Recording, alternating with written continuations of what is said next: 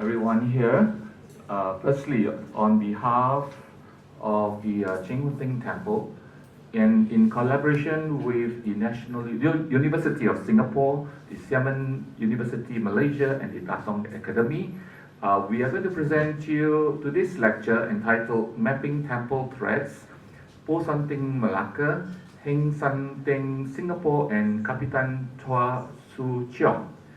And today we have with us in our midst two very renowned lecturers, researchers. Make sure that you pick everything in your brains, for today's talk. And also joining us this afternoon are members from the Datong Academy. All right, I'd like to introduce to you our first speaker for this afternoon, Prof. Professor Kenneth Dean. So Professor Dean is the former head of the Department of Chinese Studies in the National University of Singapore and currently serves as the director of the Wan Busao Research Center. His talk today is entitled The Humanistic Network of Kapitan Chua Su Cheong of the Po San Ting Temple in Haichang, Xiejiang, focusing on the Singapore Historical Geographical Information System, or the HGIS. Ladies and gentlemen, we are also going live today, so do inform your friends if they like to follow us virtually. We will, I will probably need to share with you the link, so ladies and gentlemen, what we will do is that we will have the first stop right now, and then we have a short break for a little presentation of gift, and then move on to the second speaker this afternoon. So the microphone is all yours, Prof. Thank you. Thank you all very much. It is a real honor to be here today with the members of the board of directors of the Ting and the descendants of Tai Shizhang. This is a very special occasion for me, so thank you all very much for coming. And I mentioned just now to your son that I had been in Xiejiang, in Tai Shizhang's Jia Miao, and I found that there were many villages nearby with many Jia Miao, and about 20,000 members of the lineage, 20,000 Chua family members. The whole community is doing very well. It's on a major highway up to Haicheng. So you can see that it's progressing very, very rapidly, like all of Xiamen and China. So quite impressive. But most impressive for me was to find in the Jia Miao the stele with the inscription written by Tai Shizhang when he went back to place his grandparents' Shenju Pai, spirit tablets, on the altar in the Jia Miao. And in order to do that, he also donated considerable land for sacrificial lands, Jitian, for the continuous worship, regular ritual occasions of his grandparents. So that was a tremendously important piece of information to see that inscription. And then I saw next to it another inscription by his grandchildren. So they came to put his spirit tablet into the family altar, and also donated additional lands to ensure that the rituals would continue. And I was just mentioning that in our study of late Qing period tombstones in the Bukit Brown Cemetery in Singapore and the surrounding cemeteries, we found quite a few tombstones from the Chua family, the Chua lineage, I should say. Now, many of these were moved from the center of Singapore, where the Singapore General Hospital used to be. There was a large Heng San Ting cemetery, which I think Professor Xu will discuss later. And when that hospital was enlarged, the cemetery had to be moved.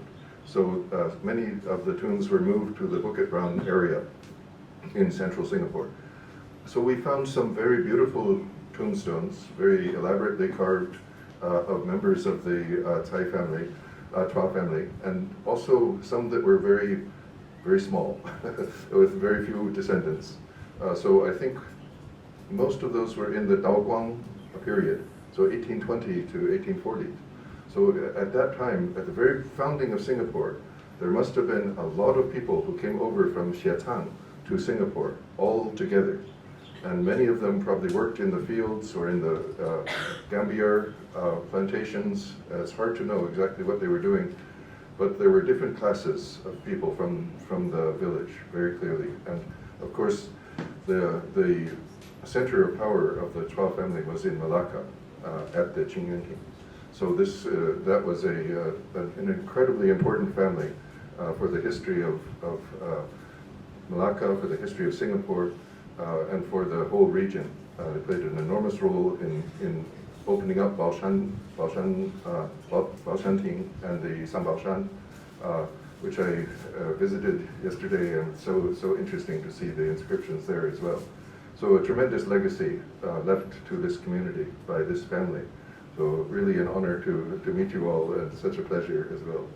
So today I want to really suggest some possibilities for the research in this area. Does this allow me to move the slides forward, or I just tell you? Okay. So maybe here I mention digital humanities, because recently we find that using AI and OCR, we can start to read even some of the handwritten materials that have been preserved in the temples and gongguan of this entire region. So we're quite excited with our experiments. We're training the AI to read better. So we train it, we teach them special terms, teach them special ways to sort through the manuscripts. And the results are getting into the 90s, 90% and above.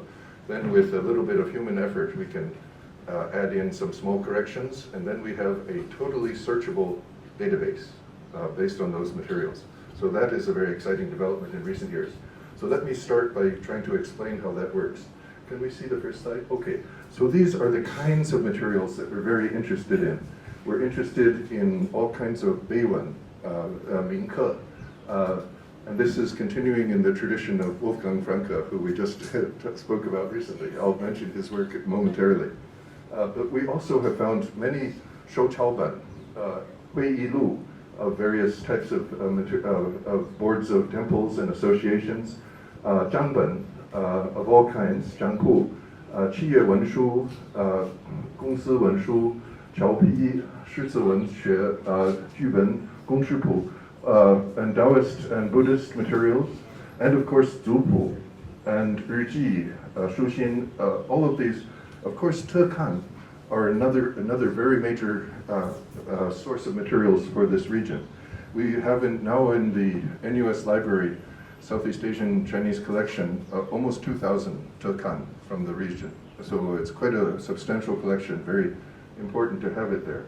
And we're beginning to digitize that collection so that we can then extract the information about the members of the board, their life and accomplishments, and then connect the information with other kinds of information in other kinds of documents.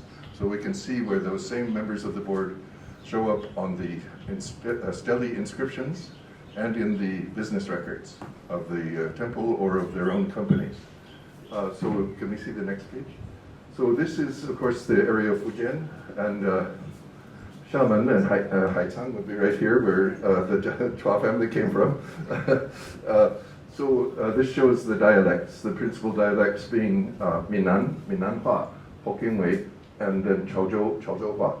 And then you have the Kejia and other regions up north. You have Hinghua, Xinhua people, and then the Fuzhou, Hubei talks. Next slide, please. So from this region, we have collected maybe the next. This is from the Xinhua collection. Next slide. We did a Trenzhou.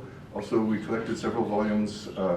It took us about 20 years because Trenzhou is quite large, and we had to go around first on motorcycle, and later in tolacho, and then in all kinds of minibuses, and finally cars. As the transportation improved, we went around to get these inscriptions. And then the next one is for the Zhangzhou region. This is fairly recently. We just published this a few years ago.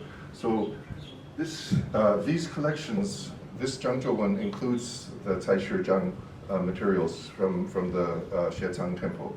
So if you want, you can look in this collection and find those inscriptions. Okay, let's try the next slide. So this is the one that Professor Hui Guantai and I did for Singapore.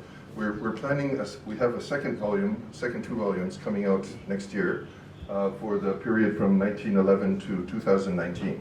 So with that, we will have almost the complete collection of about 2,500 inscriptions from Singapore temples and Huiguan. Okay, next one. Now, this is from that volume. So actually, we only visited a small number of temples and associations to collect those inscriptions for the first volume, about 70. But as you can see, from different periods, we have stelae, we have bian'e, we have duilian, and we have other cultural artifacts. So these are the totals, figures for the early period before 1911, almost 650 inscriptions that are included in that volume, but also translated into English. We thought it was very important to translate these into English because a lot of the Singaporean younger people cannot read the classical Chinese for the inscriptions, so we thought it was valuable for them to have access to those records, because those records describe the Confucian values, they describe the Buddhist visions and Taoist ideas that were very central to the community, most of which came from Malacca. The most important part came from Malacca anyway. So we include the inscriptions from the Qingwenting, which also was all from Malacca and included all kinds of 不是中文阁，是那个不是对面那个在天福宫的另外那边不就是那个清文阁吧金德楼，对不起，金德楼 yeah, the Kentek Way. They recently published some of the early materials from that collection, which also included some Chua family records as well. So, some mistakes too, I know. We have a lot of issues with that particular publication. We can discuss later. I think, yeah, anyway, all of this is important, but we do have to really discuss amongst everyone what is the best way to proceed with these materials to treat them properly. Okay, let's try the next slide. So this is what we were able to do. First we have the original inscription, then we do a transcription, and next slide. Then we use something called TEI, Textual Enhancement Initiative, that converts all of the text into a computer searchable version of the inscription, and then it allows us to add tags to say these are personal names, this is place names, these are values of contributions, that kind of information. And then next slide. So then we start with the inscription, and the next one. That's the inscription, and then next. Then we do have the computerized version of that text, and then we've marked different types of names, some as names, personal names, that kind of thing. Okay, next slide. Okay, and then we can do a data analysis, because we can search out and we find 48,000 individual names and 12,000 Shanghao or Chuanhao. So we're able then to see where they appear across the entire collection, all the Singapore inscriptions. So and then we can find that they also appear, many of the Shanghao and many of the top donors, in inscriptions in Malacca, in Penang, in Rangoon, in Vietnam, in Qigong, and even up back in Fujian.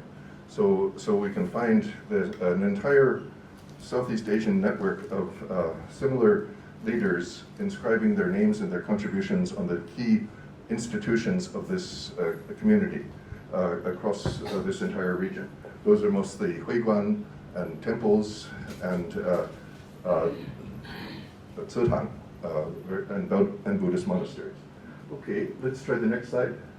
So this just gives an example of some of the information. Next one. Then we can add other costs and values. And next one. So this allows us to then trace the combination of these materials with other databases. For example, we have a database which we call the Singapore Biographical Database, which includes information from Nanyang Mingren, Ji Chuan, and the Xinhua Li Shi Ren Wu Lie Zhuan. So we find almost quite a few that appear in our set of data as well that can also then be connected to those other resources. Okay, next one. Yeah, so this is from our Singapore Biographical Database. Next one. And this is from the historical sources that Kumo Lin put together. And then next one. And then we can do a chart to show which individuals occur most frequently in all of these different types of inscriptions. Okay, thank you. Next one. So this gives an idea of how we try to think about combining different kinds of sources into a generalized database that would allow us to do research across a whole different series of genres. So we have tombstones, we have records, we have temples and clan associations, Chinese schools, Chinese cemeteries, historical maps. All of these can link together to form a broad-based database for Singapore and Malacca studies. I think it can be extended to Malacca quite readily. I'll explain in just a minute. Okay, next slide. So these are the works of Wolfgang Franke, especially starting in Malaysia. He did a remarkable series of collections of inscriptions in Malaysia, and then later in Indonesia, and finally in Thailand. So he did this for a period of almost 20 years, starting in first publication 1983, and the final one in 1997. So that was after he retired already the first time. And he came back to do a second job. So quite amazing. So let's see the next slide. So this describes how many inscriptions he found, over 5,000, and the sites that he visited. So for Malaysia, he visited 167 temples, 99 cemeteries, 85 associations or huiguan, 26 jiamiao or zitang, and various other groups. So a total of almost 400 locations with 1,300 inscriptions. And you can see his work in Indonesia and Thailand as well. So really an enormously important contribution that lays the foundation for our research into the Chinese diaspora in these three countries. Very significant work. So next slide. This is based on his work. I think you can see some of this is from the 17th century, so 1600s, where there's a definite date on a inscription. So we found inscriptions, for example, in Patani, there's a tomb there, and he found some all the way over in Ambon and in Java. Okay, next slide. So this shows the next century, 1700s. The 1700s, you see the yellow points are the new ones. Many more along the northern coast of Sumatra, of Java, and then along the east coast of Malaysia, over in maybe Singkawang, and Sulawesi, and up into Thailand. So next slide. This is the 19th century. Now by the 19th century, we have not only Hokkien people, but also Keja and Cantonese and Hainan and many other communities coming in. And so you see some very interesting phenomena. You see the spread of the Chinese inscriptions inland in Java. So they're becoming the tax collectors for the Dutch colonial government, and so they're extending along the rivers into the hinterland of Indonesia. In this area, they're creating the Lantang Gongsi, the Keja are creating an independent kingdom overseas, which they keep under their own control for almost 60 to 80 years. Fight off the British, fight off the Dayak, fight off the Malay, fight off the Dutch. Finally, the Dutch take over, but it's by that time all the gold is gone, so they could give it away. Anyway, the Hakka are very important in Malaysia too, with the spread of tin mining. And then, of course, this area remains mostly Hokkien, and so does the Philippines for that matter. But next slide. This shows up into the 20th century, especially the spread in Thailand. These red points are new ones for Thailand. And the Thai spread comes partly from Yunnan into places like Mandalay. So there's the Mandalay inscription that's describe all the Huiguan back in Yunnan that are supporting the links that way. But most of this is Chaozhou, Jiuzhou community. A recent historian wrote a very interesting book where she said, Thailand was never colonized, but maybe the economy was colonized by the Chinese. Very, very informal colonization, she calls it. Very interesting. Okay, next slide. So this describes very briefly recent work by Professor Xu Yantai in Malaysia. Now, in Malaysia, in Johor Bahru alone, they found almost 1,000 Chinese temples. Franca's collection, Franca had only visited 70 places, 69 places. They visited close to 1,000. He had found only a few inscriptions there, and they found over 1,000 inscriptions. So I think this gives us a sense of the scale, and it also causes us to reflect back on Franca's main goal was to find the oldest and earliest inscriptions in each of the temples he visited. Sometimes he was selective, choosing only certain ones, but he didn't necessarily collect everything. Now, a different approach using the possibilities of computer developments means that we can do a kind of general survey and also then situate the older temples in relation to the broader spread of the smaller temples. So this is sort of our next goal in moving beyond Franca's remarkably important foundations to a different approach to temples and associations across the whole region. Okay, next slide.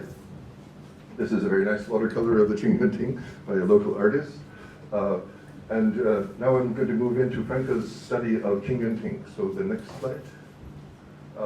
So for the Qingyunting, Franca includes 45 inscriptions, and he finds 164 inscriptions in 36 other sites around Malacca. So the total is 209 inscriptions in 37 sites in total. Now I have a student working as a PhD student who's already found over 323 inscriptions in this region, but he may have collected more from Sambaoshan. But in any case, the point is, it's very likely that even in Malacca we can do even more detailed studies and find even more information. Okay, can we see the next one? So this, of course, is one of the famous inscription steles in the temple. And for the next one? So here you can see the inscriptions that he collected and their dates. He arranges them according to date and according to different genres. So we see almost all the Beiwan in this area. Many of these are wonderful inscriptions. I love this one in particular, where the dream is so vivid of the former Tingja coming to visit and talking to him. It's like you could see it in your own imagination. It's so real. It's such a wonderful. It's so rare to find such a description of a dream experience in any genre in Chinese, but it's so wonderful. So there's so much important information in these materials. And maybe the next slide. This is continuation of the other inscriptions, all of which are collected in Franca's material, and he includes some carvings on bells and duilian and so forth as well. So this is quite comprehensive for the Qingyunting. It's a very well-researched site from the point of view of primary materials.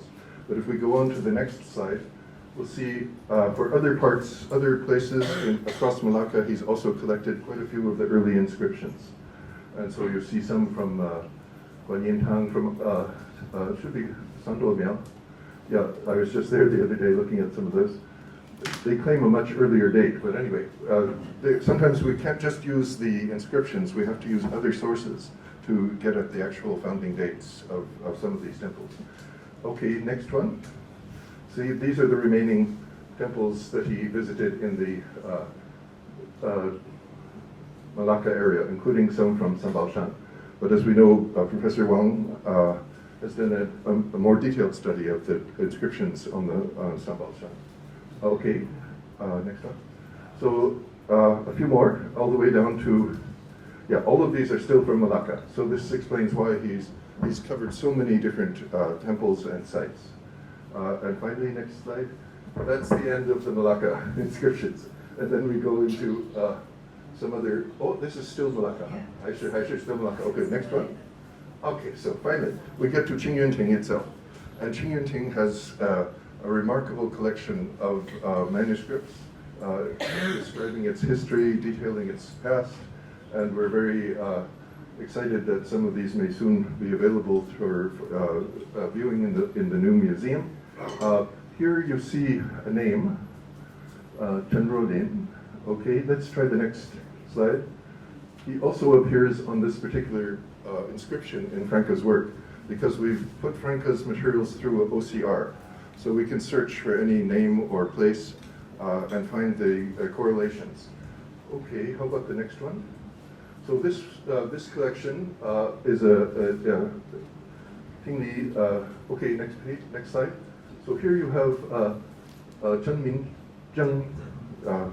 He's the Tingzhu, and his name occurs in 12 of the other inscriptions, 12 different ones. So we can then do a ranking of the numbers of inscriptions in which different Tingzhu or different individuals appear, and we can then do an analysis across the whole inscriptional record. But cross-referencing with the written documents would be the best way to move forward. So I'm going to show you now some materials where this has been done with another set of materials. So next slide is the Gongguan, Bacheng Gongguan materials. There were, that was the Gongguan there, ran the affairs of the Chinese community for 300 years, and a bit like Qingyunting. But there they had a large collection of about 600 documents, and in the end there was no way to keep them there safely because the situation in Indonesia is not so good as here, and they agreed to send them to Leiden University. And Leiden University digitized the entire collection, and it's all available. So next slide. Different types of materials. So the Huiyilu, the population registers, vaccinations, marriages, cemeteries, temples, education, 还有一个开拔历代史记, the Chronicle of Batavia, and then in the later period they switched to Malay in some of their records. So all of these collections, can we see the next one, have been studied extensively. Some of them have already been transcribed into about 15 volumes, printed by the Xiamen University Press. And we're recently doing an OCR of that. It's easier than the original document. So we're taking a shortcut. So first we do the OCR of these, and then we will train the machine to use that OCR as what they call ground truth, to learn to read the handwritten documents that are not included. This is only 10% of the whole collection. So we needed to get our machine reading up to a higher level. Okay, next one.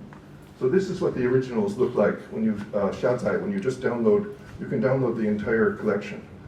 So each volume, each page. And we're now, okay, next one. So we're trying to use computer science, natural language processing, and linguistics to do what they call machine learning, to digitize and preserve, to do linguistic analysis, to extract the names of people, places, dates, and then create fully searchable, retrievable materials. Okay, next one. So we're currently experimenting with some of the Chinese systems like Q1, Alibaba system that's quite advanced. Every few months there's a new version, so we have to keep training our machines to try to, and then we add some elements in.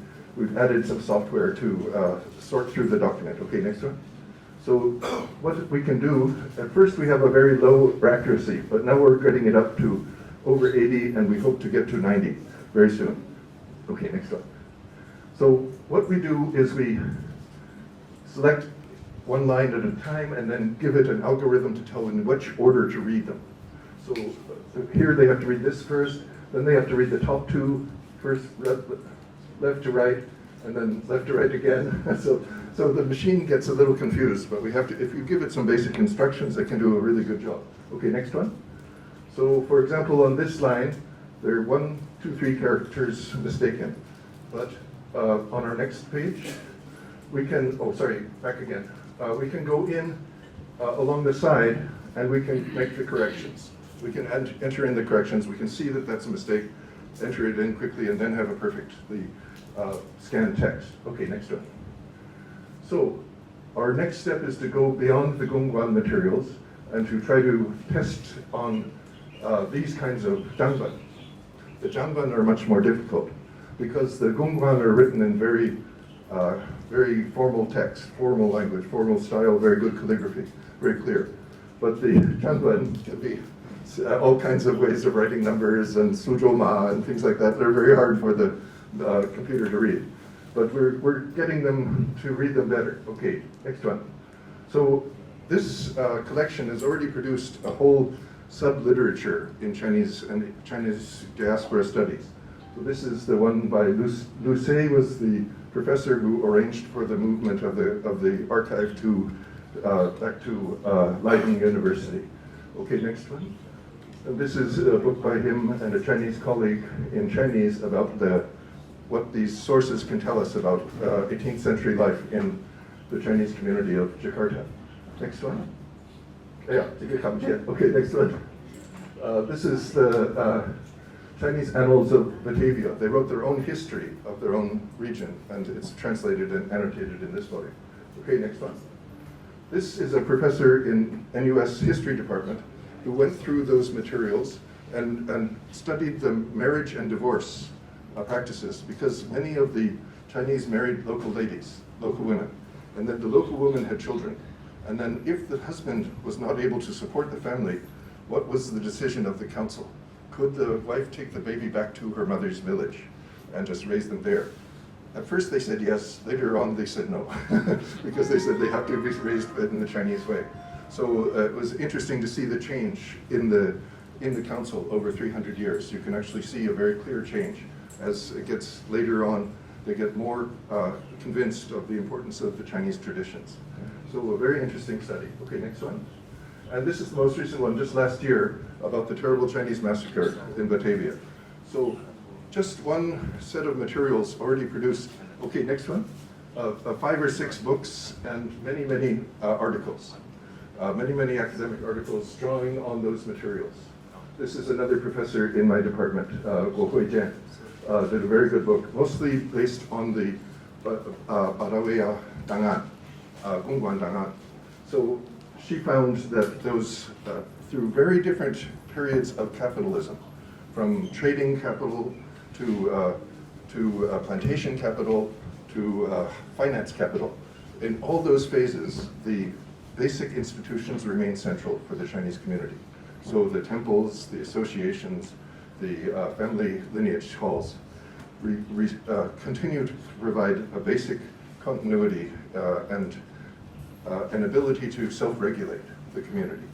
So that's a very important discovery. Next one. This is Jeff Wade. We were just mentioning Jeff Wade. He also wrote a very nice paper on the economic activities in Java. So from the next slide, I think we can see better.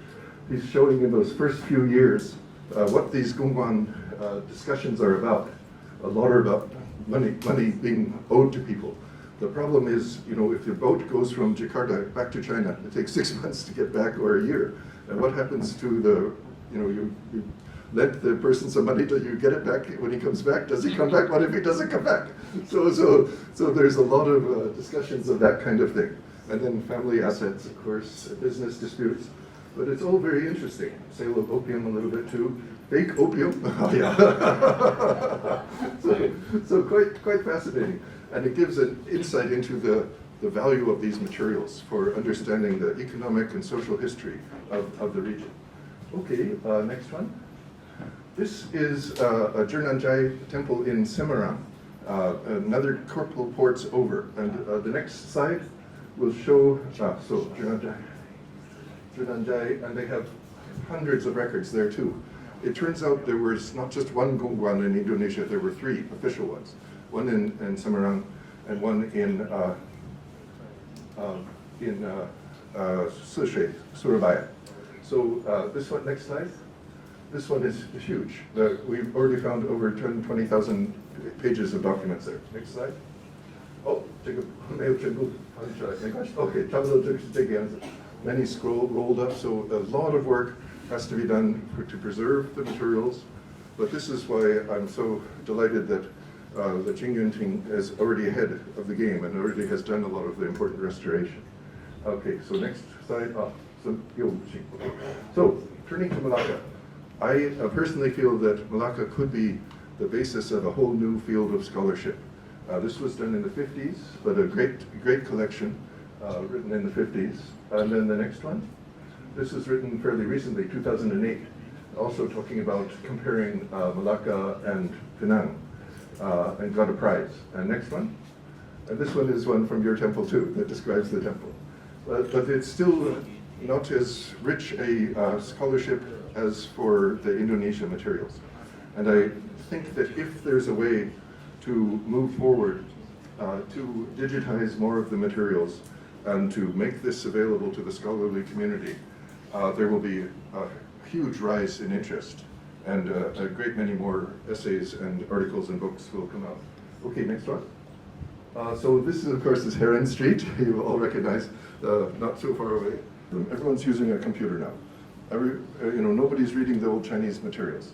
So we feel it's our duty as historians to try to work with the families to provide as best we can basic digital digitization possibilities and cataloging, so that we can tell them what's of value in the collection and what deserves to be preserved most foremost. But next slide too, there's just so many materials. Even in one attic, maybe 20,000 pages or 30,000 pages of materials. Next one. Oh, next one. So you see, some already falling apart because of the conditions. Very difficult to preserve. But some of this, the top pages can be preserved, not the bottom. so it's really a kind of a crisis moment, both in terms of whether these will be physically preserved, whether there's a way to digitize them in time, to restore them, and to make them available to a scholarly community. Okay, next one. So this is the SHGIS that we've done. Maybe next slide, this is a little too, okay. So basically what we did is to create a geographical archive of all the temples, 800 Chinese temples in Singapore, 250 associations, 500 churches, over 100 mosques, over 30 large Indian temples. There used to be over 200 kampong on the island, now all gone. But we can show where they used to be, and we can show where the former cemeteries and almost over 500 Chinese schools in the 1950s, all later changed to English language schools in the after independence. Okay, next one. This is an example of the kind of biographical database where we can select one individual and then Lin Yishun, in this case, pull him to the side, and then all of his associates, all of his children, all of his friends, all of his enemies will also follow him to one side. It's quite fun. You could go on and try it sometime to see if there's something of interest there for you. Okay, next one. So this is kind of our vision for the future. We'd love to extend Franca's great work in Chinese epigraphy of Malaysia, Indonesia, and Thailand to countries like Vietnam, Cambodia, Myanmar, Philippines, and Southeast China. We've done some basic collecting in Myanmar. We found so much of connections to Malacca and Penang. So we found the Qiu and the Zheng families have the Longshan Tang, and they also have one in Yangguang. And also in Yangguang, the same families, the Qiu family, built the Jiande Hui, kind of a secret society, 公司. And that has branches in almost every city of Malaysia, of Burma, Myanmar. So, and we have the full records of when those were all built, who was in charge. We can show that how they gradually took over the rice trade, and then the rice comes through Singapore to get shipped back to China. We can follow the inscriptions in each of these cities along the way, and find the rice merchants from Singapore who had their branch offices in different port cities, including Malacca. So the idea is to further develop the databases and the GIS, the historic geographical information systems, to build a digital archive of overseas Chinese documents through collecting, digitizing, editing, analyzing, and ultimately publishing. Okay, next one. I think this is my last slide. This can we switch to the website? This is a platform that we've developed for. Okay, this shows the distribution of the Chinese temples in Singapore, and you can also find the Karamat. There's something like 200 Karamat. Used to be, now very few, some are gone. But we can also see the Chinese associations that used to be here. Many are now in Geylang. If you can pull out of the map a little bit, yeah, you see that Singapore, keep going back, keep going. We've made it available all the way to all of Southeast Asia if possible. So you'll see that we have other materials from many parts of Southeast Asia. Okay, yeah, and even, so for example, in, can you go into Bangkok? Okay, thank you, and click one more time. Anyone of these yet? Yeah, okay, then pull it over. So these are all the Chinese temples in Bangkok.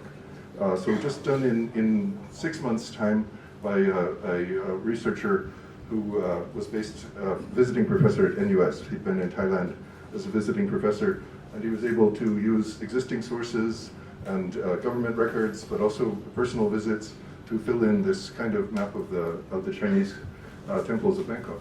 So this platform allows any scholar to submit their materials to us. We check and make sure it's okay, and then we're happy to put it on the web for anybody to download. So it's an open source idea, sharing the data to spread the possibilities for studying together these types of materials. So this is something we've been trying to do there for many years, and I feel like we've set up the right kind of platform, because this one is within GitHub, but it's so GitHub will protect it, because GitHub is a website for data developers, for programmers, and so they have their own security group. So, but we've kind of changed the nature of the websites. Usually they don't have a GIS focus, they're developing software. But this one allows us to keep it inside for as long as we like, for free. So also very nice. And also make it available for any scholar who would like to add a different type of database. As you can see, many have already been added in. So we have Malaysia sites, Franca sites. Maybe if we can zoom out one more time. Can we go, yeah. Okay, keep going. We'll go down to Malaysia. 可能还有再往下可以再移。好，马来西亚 ，OK。然后 maybe you need to try to click this one. Does it work? No. Try again. The other. Okay. So maybe just go into Kuala Lumpur or somewhere here. Yeah. Okay. Okay. Maybe let's try Malacca. Let's try to find Malaysia, Malacca. Okay. Yeah. Okay, can you, okay. So, okay, so anyway, we have most of the temples that he visited in the Malacca area already there. And these can be linked to the inscriptions themselves. So a scholar can find the place he's interested in, summon up the archive, and do the reading in preparation for a visit. And then he can ask better questions once he gets there about the past and future and present of these temples and associations. So this is the vision. We're getting partway there, but of course it's a long-term project that involves everyone's participation. And we have great hopes for the Qingyunting collection, because I think it would be wonderful to include it in this way in a broader scholarly community of interest. So thank you very much for your patience with me today. And I wanted to leave a few minutes for any questions, and I know there's a ceremony coming up soon, so I didn't know if anybody had any immediate questions that you would like to ask. If not, don't worry. Yes, please. Hi, I'm Josephine. Just as a matter of interest, in all your studies, do you delve into deities? Deities, yes, very much so. Yeah. So we have information, for example, our Singapore temples can be analyzed according to the Zhushan or Peishan. So we can show the 22 temples dedicated to Tianhou Mazu across different parts of Singapore. And the same for any god, about 250 gods that we found for being worshipped in Singapore. What's very interesting for us is that in Singapore, some of those deities are not just the Minnan deities that we're familiar with, but may also include Keja or Hakka or Hainanese, Shuitou and things like this that will only occur in those Hainanese temples. So some of these deities are almost like cultural DNA. You can be sure, you can know for sure which community is in that temple. And so that's also very interesting. Yes, so the short answer is yes. The long answer is it would be wonderful to do more studies of this kind. And I know they have for Johor Bahru already identified all the principal deities and the major temples that are connected to each of those. And so their project is moving up slowly up the coast and should come to Malacca soon. Thank you for your question.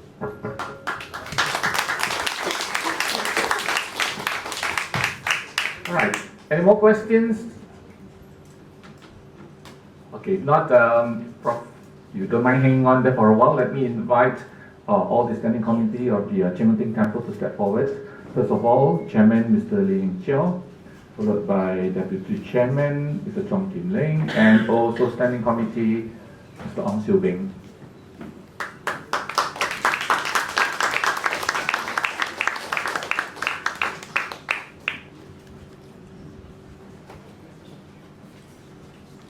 So I'd like to invite the chairman and the deputy and Mr. Ong to come to the center. Yeah, I'd like to present you a tile from the old temple before we had the restoration of the temple, and with the some Chinese words inscribed on it. Yeah, so hopefully this will be a good momentum for you to remember Cheng Ting Ong.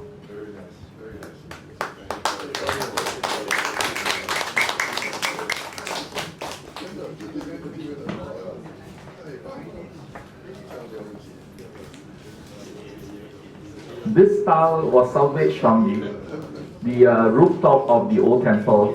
So we kept as many old tiles as possible, and now became a lovely memento for all speakers and visitors to Cheng Ting Temple.